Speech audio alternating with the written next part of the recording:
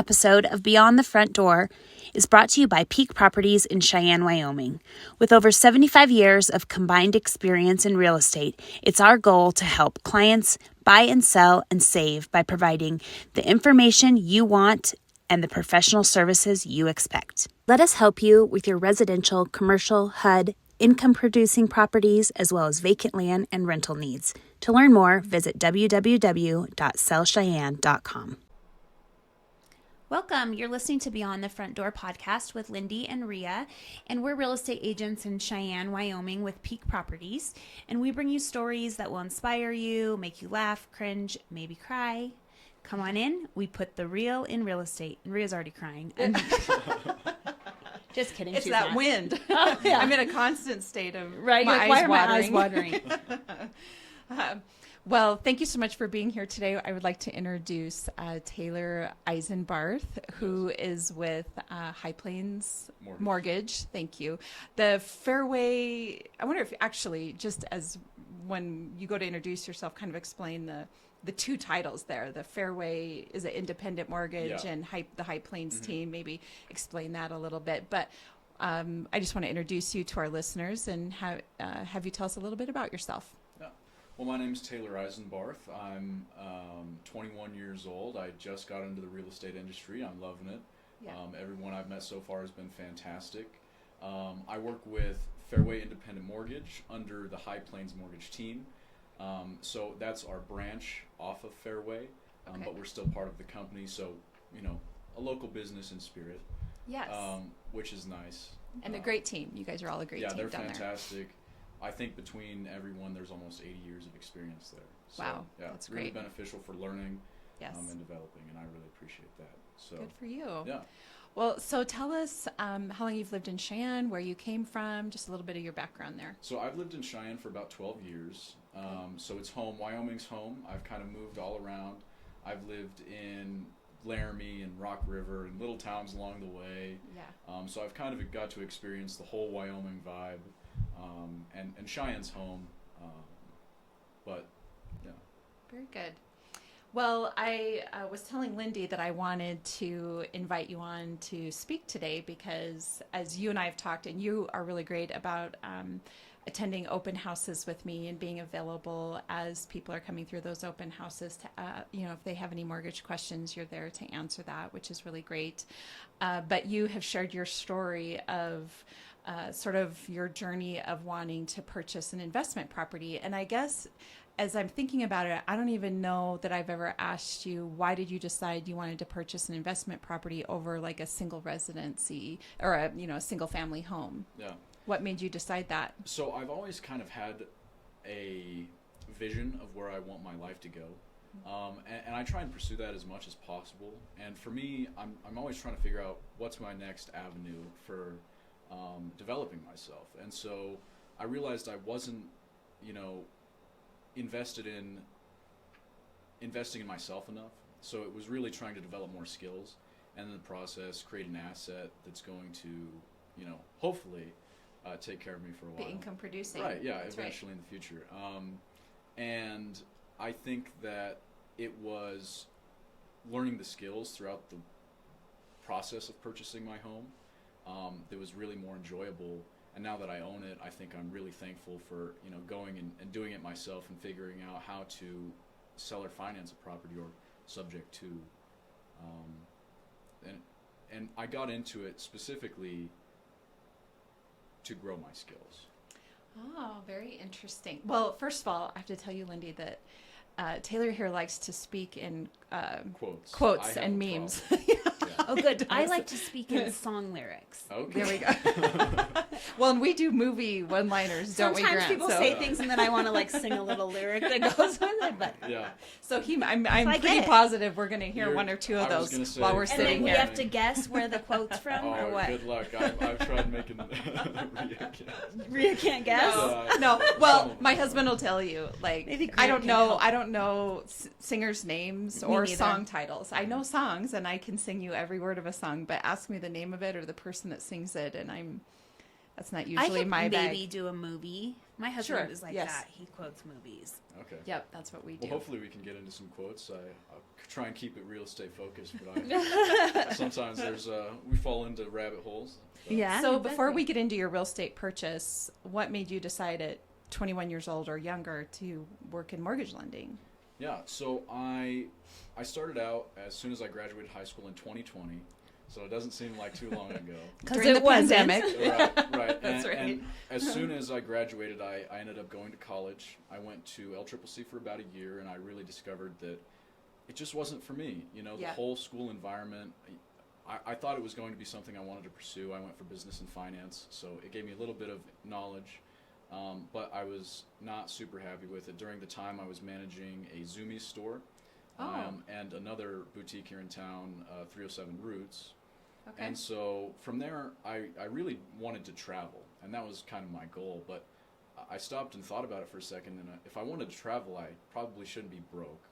Or be a manager in a real retail store. Yeah. Because when Where you're you a have manager to in be a there. store, you're married to it. Right. Yeah. Okay. And so I decided to start selling cars where I could have, I mean, it was a very long work schedule, but I was able to make money for me to go in and travel and do the things I wanted to do. Sure.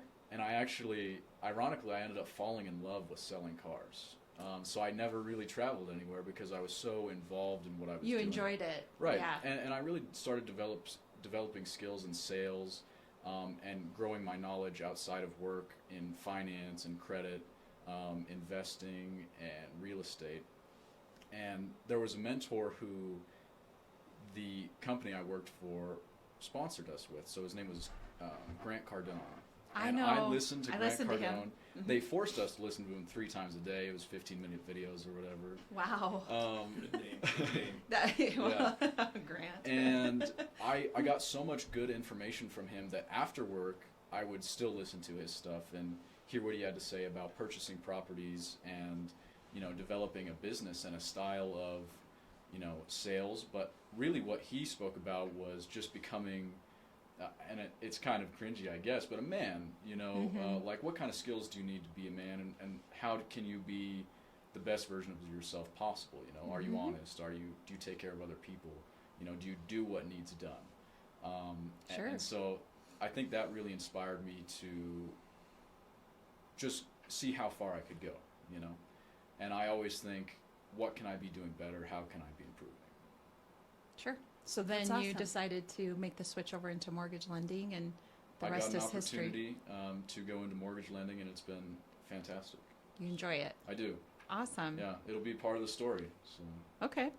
So tell us about your decision to purchase your latest subject investment. to. Yes. So when, like I was saying, I was listening to Grant Cardone, and it was a seminar that he was having about subject to financing. And what it really was for a pitch to invest in his company. Sure. So he's like, you can do this, but we're doing this already. So how about you give me your money and I'll invest for you. Sure. And for me, I was like, you know, that would be interesting, but I would rather get the experience and, you know, meet the people myself and see if I can make it happen. And so I started making cold calls to just realtors in town on listings that I saw online and saying, hey, would your seller be interested in seller financing this property? And, you know, a lot of people would say no because there's not a whole lot of knowledge around it. It's a pretty, I think, niche topic in real estate. But they are out there. There are They people, are. and then depending on the home and that homeowner or that seller's investment in it, they are willing to do seller financing. Yeah. Okay. So I started out by doing that, and I found some people who were interested in selling me their property. I went and checked it out. I really liked the property. It was an Airbnb, and that's something I wanted to experience too. So it kind of fit a lot of what I was looking for. I ended up buying a duplex, so I currently live in the top unit and rent out the bottom one. And for me, I want to, you know, gain the experience, but I also want to take care of people. So I don't want to be, you know, like the slumlord who's nagging at people for their rent and stuff of that nature. And that kind of goes back to what kind of person am I? Sure. But the whole experience became, I jumped into the deep end of the pool. Okay. I had no experience in this, so I had to go find a lawyer and say, hey, can you write me a contract for this property? I put down my earnest money. You know, I was doing it all on my own. I didn't have a realtor representing me.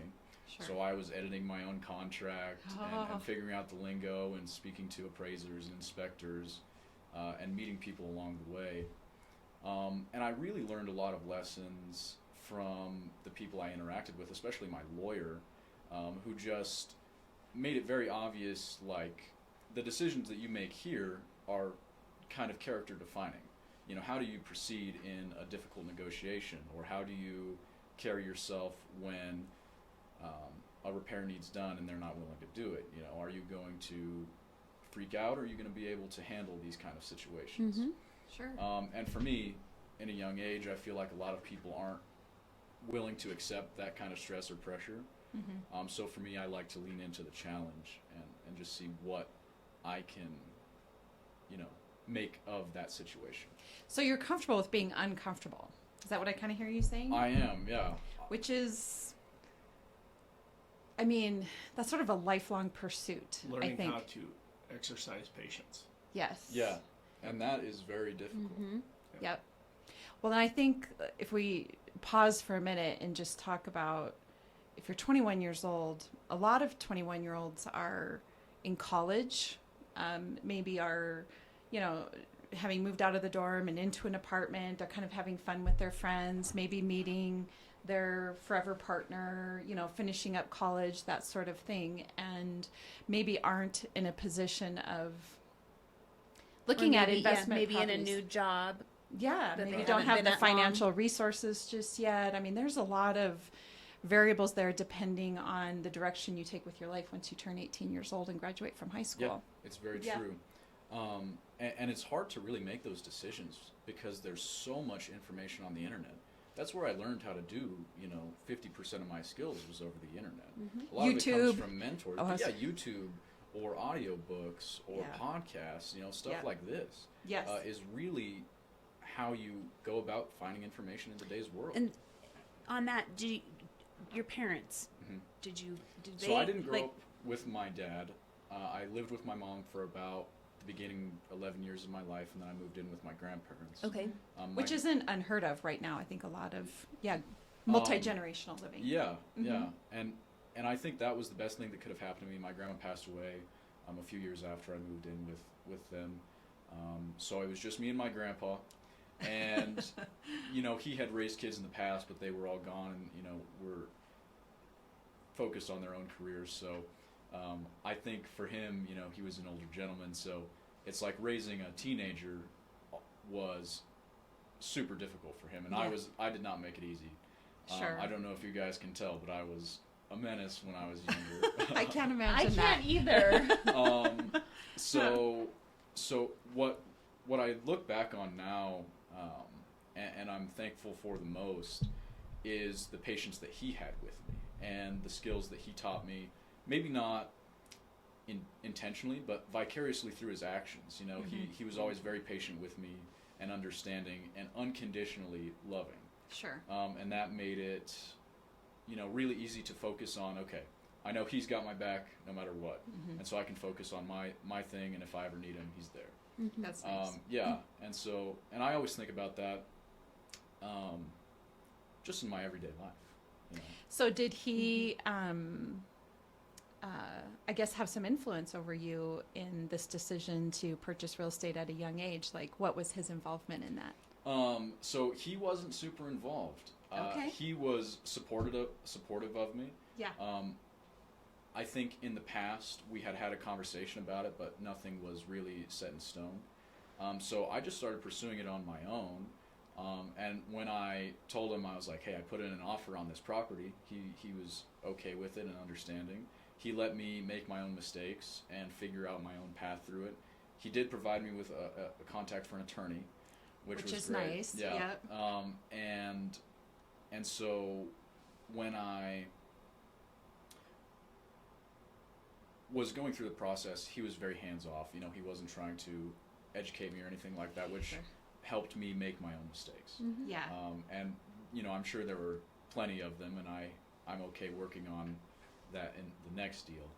Well, I really appreciate your saying that, because I think for a lot of people, whether you're 21, 31, or 41, if you're purchasing your first property, nobody actually wants to make a mistake.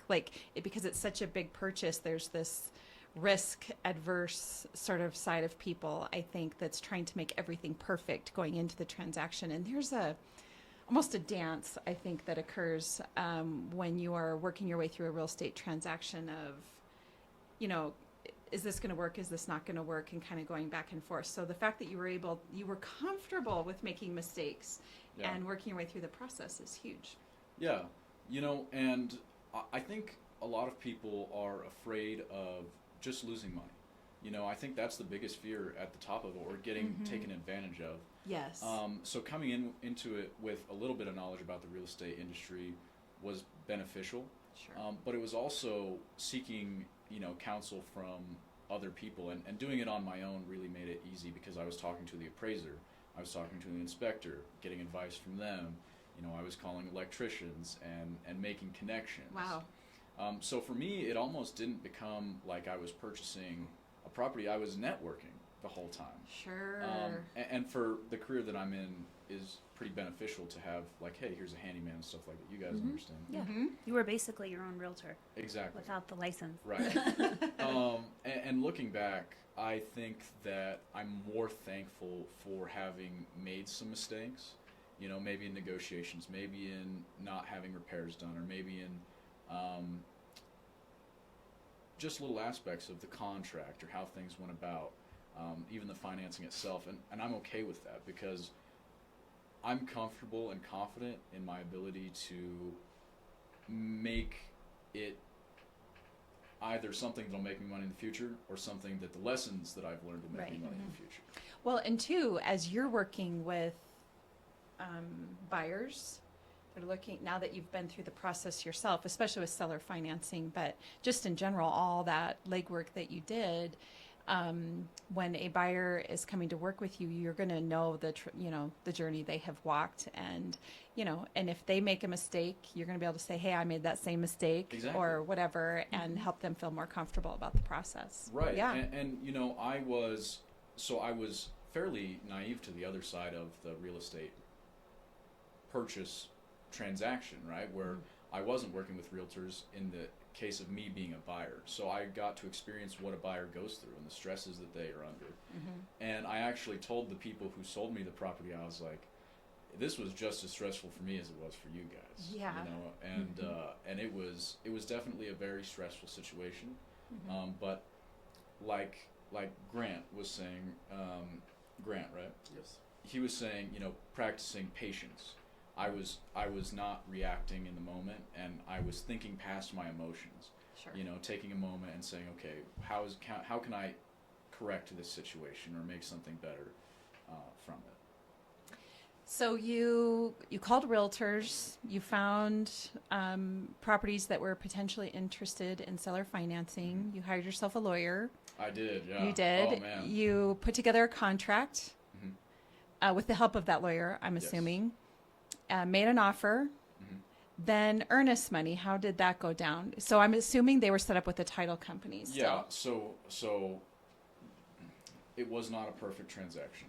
Okay. So with a title company, and I don't want to say too much, there's some details here, Okay. but I can't get into. That's fine. But I put down, a very large earnest money deposit, obviously, because I was very interested in purchasing the property. I wasn't worried about losing the money.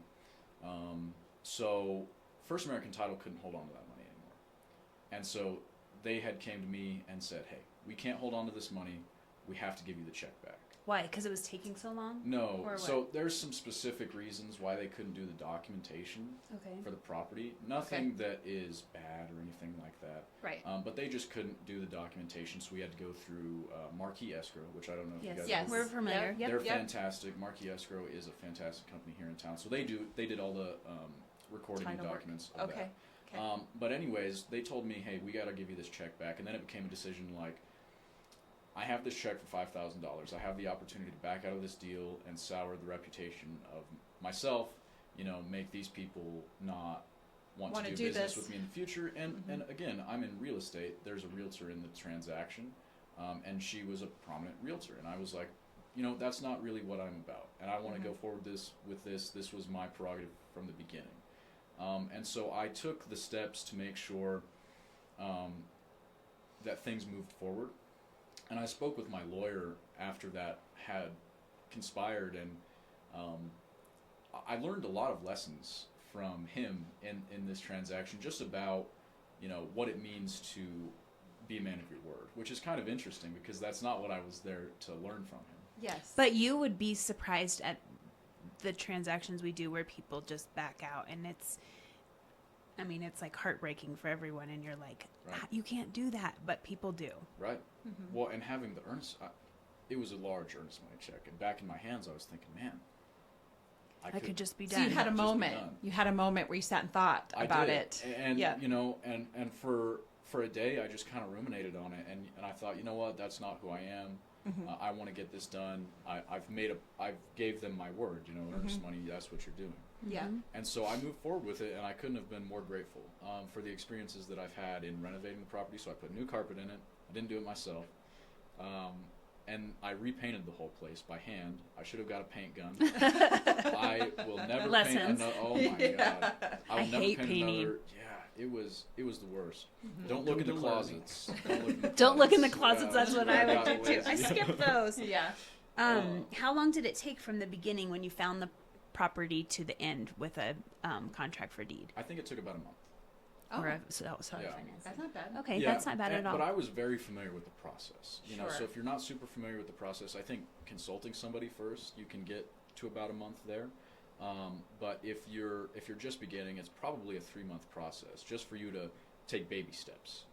Sure. Because the last thing that I want is for someone to rush into this and actually get burned. Because if you're not going through a bank, there's obviously less safeguards Protections. for a buyer.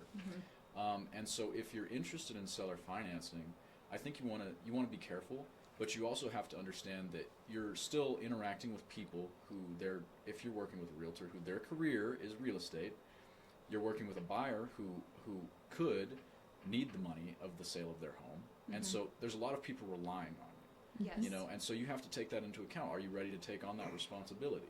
Are you ready to, have these very difficult conversations with people, doing your own negotiations, and sometimes tensions get high. Yes. And things get hot and heavy, and it's being able to control your emotions and navigate that environment in a professional way to get the deal done. So I think the steps are fairly simple, but it's executing them that's Yes. difficult. Yeah. Because you can get so far into it, you can say, okay, well, I have a contract, and I have an offer in, and they said they would accept the offer, and you can get as far as you want, but at the end of the day, you want to make sure you're comfortable with it. And rushing into it, I don't think, is the best way to go about it. So with that being said, are you still doing seller financing, or did you go get a regular mortgage, or do you have a plan for that, or are you going to stick with this? Like, what are your thoughts on that? So I am going to get a regular mortgage on this property. I want to continue seller financing in the future. Yeah. Now that I have it under my belt and I have, the experience, I feel like I have a really solid foundation for doing it more in the future. So talking to people who are interested in selling their home and providing them another solution. Yeah. Something that helps them sell their home without having to worry about the mortgage process, which can be stressful. And especially in the weird market we've been in. Right. You've got to be able to think outside the box, and sometimes that's Exactly. And a lot of cases, it can be very beneficial for the seller because, with most seller financing options, the seller is going to be making more money than a conventional deal anyways. Sure.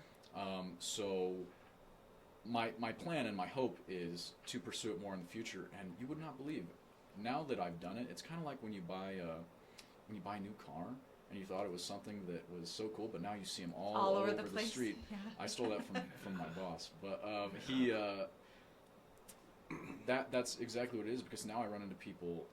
My barber, he said, "Oh, I'm interested in seller financing. There's people all over town." I went and I had a meeting with some folks who would be interested in creating a business around seller financing, because I think Cheyenne is an echo chamber of real estate. It's pretty unique in its own respect, and it's got a wide market for new avenues of investing. Sure. My husband's first home was actually, he did seller financing too That's awesome. for his first home that he What bought. did you buy? He bought a house on Van Linen, and it was actually a duplex. Also, it had a basement apartment, and he lived in the upstairs, and the bottom was rented. Just nice. very similar to yours. Yeah, that's awesome. Well, this How- kind of goes back to what your mom's, like I feel like we're bringing up in almost every episode is what you think about, you bring about, Yeah. right? So you kind of whatever you're putting out into the world is what's going to get reflected back at you. And so the fact that you took the time to learn, develop the skill, and kind of walk yourself through the process, now it's just naturally going to happen that you're going to now see people and they're going to be talking to you about contract for deed and seller financing, which is great. I mean, you're putting out there what Our broker, Corey, we had him earlier today. Yeah. He could come and talk about this too, because he's actually been the seller. Yeah. And he has And several seller right finance, now yeah. that he's financed people. And they can be good and bad, but he's had good experience with it. Yeah, and I think it's a Wyoming thing to have to carry through with the deals you make. You know, Yeah, I feel like yes. there's It's like not a lot our- of communities yeah. that are that way, and the people who are in the seller financing game, I feel like are upstanding people. Yeah. So it makes it easy to have smooth transactions when that's something you want to pursue. But I think the hardest thing for people my age, off on a tangent, I was thinking, for me when I was figuring out what I wanted to do, and you asked me earlier why real estate, and it's because I just had to pick something. There is so many options to pursue. And especially with the internet, you're constantly hearing what someone else has been successful at and what works for other people. And so it was like, okay, I'm not going to make a move if I don't make up my mind. Yeah. I was just about to say, you just could let almost it- become That frozen. 3, 2, 1. Yes. Pick something. Yeah. Go with it. Yeah. And so I've been trying to live by that, philosophy for a while, is just make a decision. Yeah. You have a hard problem in front of you, make a decision. Yeah. And that's really helped me out throughout my journey so far. Well, and I think too, what paralyzes people from making a decision is feeling like that's a forever decision. It doesn't have to be. You can make a decision and get into it and maybe decide that that's not for you, or your life is changing in some way. I mean, especially when you're in your 20s, you have literally decades left of your life to sort of pursue all your dreams and goals. If this one doesn't work out, move on and go on to something different. You know, it's okay. It's okay. Like, I think when we think back to the silent generation or the boomer generation, there was this idea that We talked about that. we did Yeah. that you go into a company and you stay there for 30 or 40 years, and you buy a house and you stay in that same house for 30 or 40 Yeah. years, and everything, like, The just American somehow dream. Yeah, somehow and now that's not. how it is. I mean, and really, the fact that you should just know what your whole life is going to be when you're 20 years old is ridiculous. You know, you are starting on a journey. I think about, there's a gentleman I know whose aunt, she had some professional career, I can't remember what it was, didn't take up painting till she was like 80 years old, and then put together absolute masterpieces at the age of 80. Yeah, So you don't that's even awesome. really know what skills you have inside of you until you start the journey and you just A get lot of going. people- a lot of people settle for comfort. Yes, I think Yeah. you're right. You're right. Comfort. Right, because Afraid it's to get out of that. those are the easy decisions to make. Yes. If you don't put yourself under stressful environments, you're not going to grow. That's right. I was listening to another podcast. It's called Huberman Lab, and he was speaking about the brain, and he said when you make a difficult decision or you do something that you don't enjoy doing, there is a piece of your brain that literally gets bigger. And so you're growing your brain by making difficult decisions and doing things hard you things. don't like to do. Yeah. So for me, that's waking up early and going to the gym and, taking cold showers, stuff, Yeah. ice baths. There's plenty of things that people don't like to do. But if you can just find a way to, do the things you don't like to do, I think you get so much further than if you just stay in your comfort zone. Yep. And not take any risks. Well, and it's making me think of even myself. And we talked about it. I worked for the state. I have a doctorate. I have a master's degree. I have all that. And then I had this idea of my life. This is what it's going to be. Yeah. And then I decided maybe I don't want that. And it was hard because I was like, I'm on this path. I can't switch now. Yeah. And then I just did, and now here I am, life. and Right. it changed my life. And I was just so stuck on this. I can't do this. I have to. This is what I committed to. I'm doing it forever. What did that decision feel like when you changed direction? Oh, it was super scary. But then after I did it, I felt like free. Like I could do anything. I could change. I Yeah. can. You could do it again. Yeah, I could go change my mind. And even now, when you hear people complain or they say, I don't like this, I'm like, do something, change it. Quit Yeah. the job, go get a Yeah. different job. Don't waste your time, Right. doing something that you're not like loving to do. Yeah. Just because you think you're supposed to be doing that.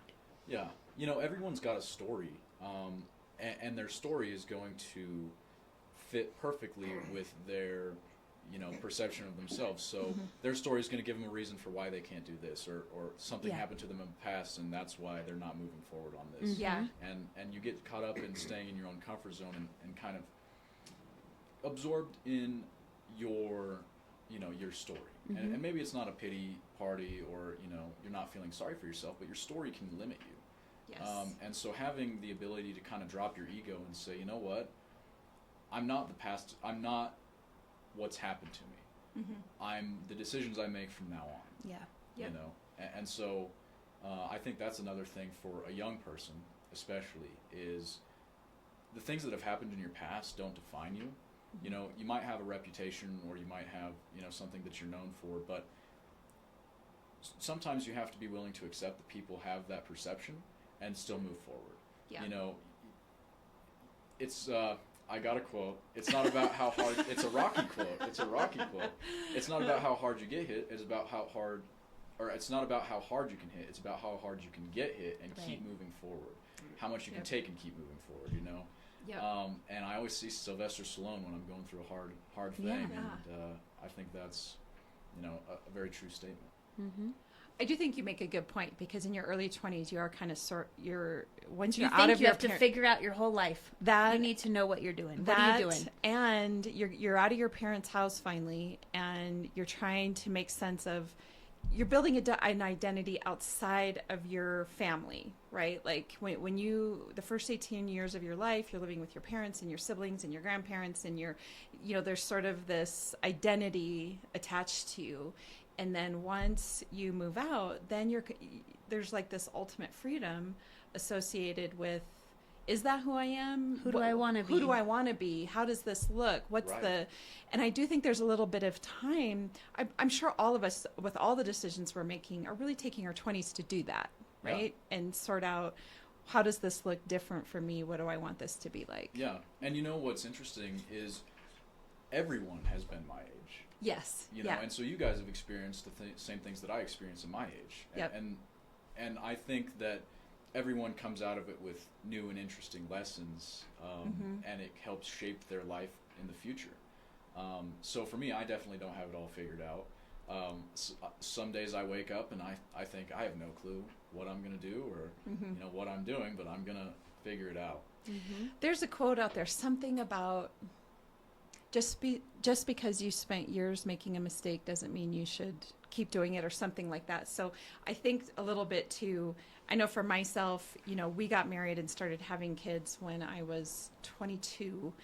And when I think about, like, every decision we made was for our family. And the reason why I say that is that sometimes, not that that was a mistake, that was a blessing, but I do think that sometimes, just like you're saying, we kind of, this is tunnel vision. Like, you do get tunnel vision. This is what I do. This is how this is going to be. So I think I spent a long time, and I think this is the case for just about everybody, where you find the job that's secure, that's going to take care of your family. And I especially think there's a higher burden on the man in the family that feels like it's their role in society. 100%. Really, right? To take care of their families, so that pressure is on. Right. And I'm sure there's plenty of men out there that have stayed in jobs that they don't really enjoy, because the responsibility is to take care of their family. And for me, I think that's very respectable. I Yes. think a man that's willing to sacrifice, whatever he was going to do for his family, you got to do it 100% of the time. Yes. You can get pretty complacent in that too. We talk about it a lot in the workplace about don't get complacent on the job, but you can make it right into your family too. You can get complacent with your job. Yeah. That's very thinking true. that you don't have no other choice, kind of like me. Yeah. Well, that's what I was going to say. We About sat doing for a something long different. time with the same decisions we've made for a lot of years. And it was, and finally we did break free of that and started making the leaps and bounds that we have to sort of change our life. Because you do sort of hit a moment where you're like, I don't have a whole lot of years left in my life or a whole lot of decades left in my life, and that's you guys why. are only 28. Right. Correct. Yeah. 29. Yeah. Okay. 29 is. They're a little older than me. That's funny. So what I really appreciate about everything that you're saying is that willingness to pivot or to take a risk at 21 years old. Oh my gosh, if you can get going on that now, how much further ahead can so many people be? You know what I regret though is not doing it sooner. Seriously. Oh, really? Yeah. Because it's so freeing, when you're able to make a tough decision. Maybe it doesn't work out. Failure happens, but you can move on and make another decision, make another one. And you reflect on all those choices that you made and you learn from them. I think the biggest growth for me has happened in, the different careers that I've had when I was able to find a mentor. And I think that's a big thing that someone my age should look for, is a mentor to guide them through the process and what made them successful. What do they think will make me successful? How can we develop together? Because if I was a mentor, I'm not just teaching this person, but I'm also learning a lot about myself. I completely agree with you. Yeah, we've talked about that in here too. We have. And so I try and find people who can mentor me, but I also try and provide guidance for people who are younger than me. Sure. And I run into a lot of kids who are 15 or 16 years old, and they're not really sure what their life looks like. And I tell them all the mistakes that I've made, and I say, really, it's not about what grades you get or what you do, but if you're really focused on trying to make your life the best it possibly can be, start making hard decisions as soon as possible, and start sacrificing, maybe some parties you go to, or maybe some other things to improve yourself. Which is what we also talked about too, about your social life as young people. We put it up here, and sometimes Jerry talked you have about to that. put it. It's not what. Yeah, it's not everything. It's not everything. No, Yeah. it's not. And right now you see people on Instagram, and you're like, this person lives the perfect life. Yeah. They have no problems, and they're perfect. It's how And it looks anyway. Yeah, exactly. and so you can get wrapped up in that a lot of the time. And I think people can get caught up in comparing themselves to others. Comparison is the thief of joy. Yes.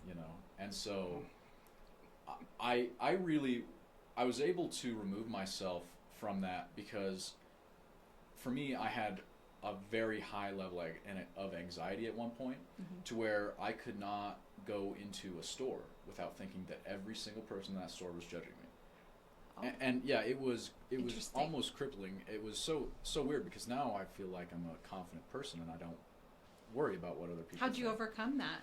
It was getting in front of it. I didn't make excuses. I went and I said, okay, you know what? I feel this way, but I know who I am.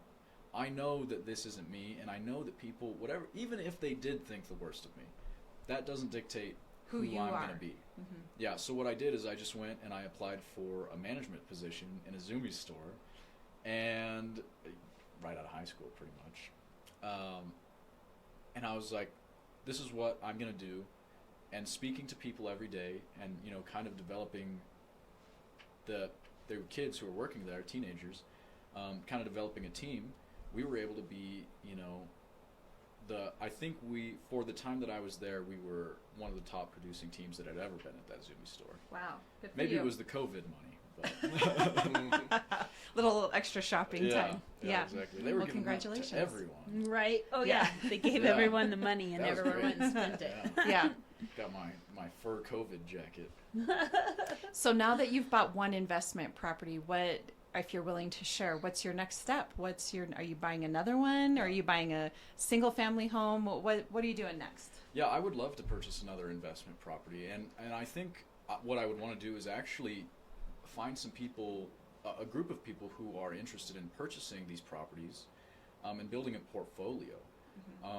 And maybe in the future, what I really want to focus on is really high quality assets, because in the future I want to sell the whole portfolio to an investor, Sure. and make money off the sale of the portfolio, even though it was cash flowing the whole time, hopefully.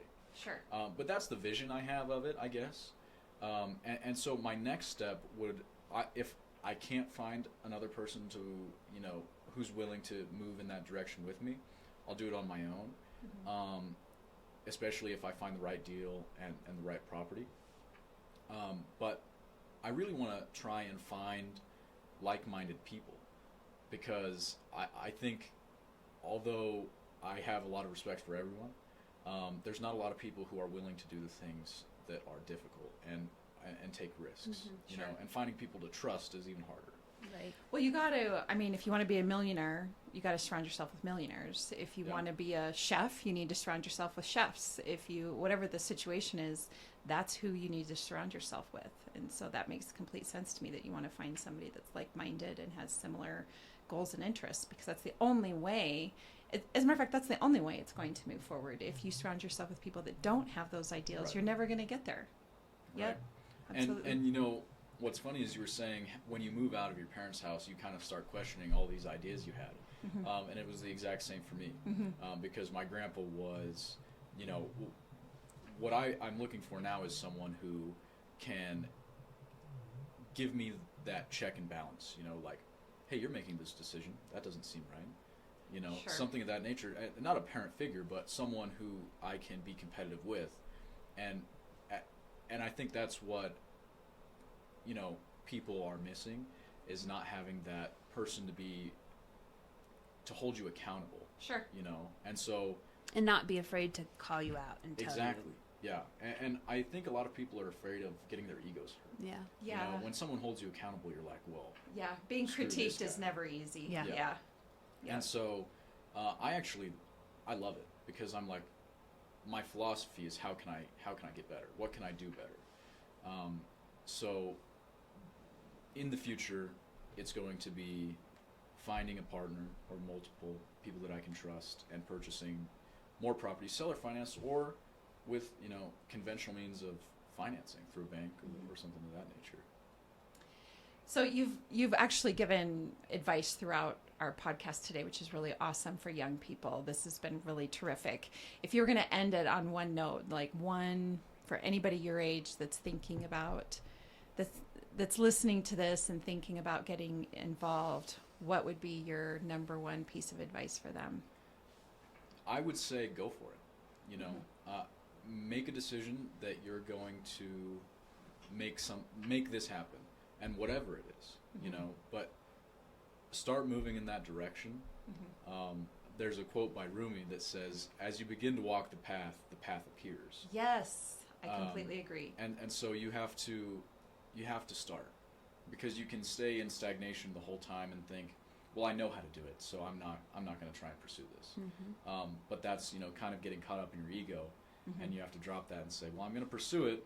I may not know everything, but I'm going to learn along the way, and maybe make a few mistakes, but that's okay. Yes, that's awesome. That's been a consistent piece of advice we have gotten, isn't it? Yep, I love it. All right, our final question. Okay, our final question is, if you could purchase property anywhere in the world, where would it be and why? Ooh.